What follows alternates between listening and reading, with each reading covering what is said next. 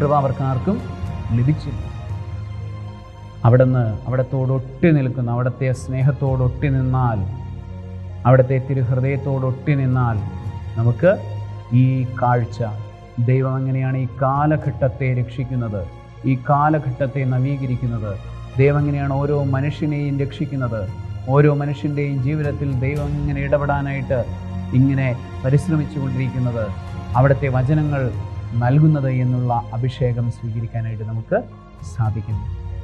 യഹോശുവ, യേശു എന്ന നാമത്തിൻ്റെ അർത്ഥം ദൈവം രക്ഷിക്കുന്നു എന്നാണ്. ഈ കൃപ, ദൈവം എങ്ങനെയാണ് ഓരോ വ്യക്തിയെയും ഓരോ കാലഘട്ടത്തെയും രക്ഷിക്കുന്നു എന്ന് കൃത്യമായിട്ട് അറിഞ്ഞാൽ മാത്രമേ യേശുവിനെ അറിഞ്ഞു എന്ന് നമുക്ക് പറയാനായിട്ട് സാധിക്കും.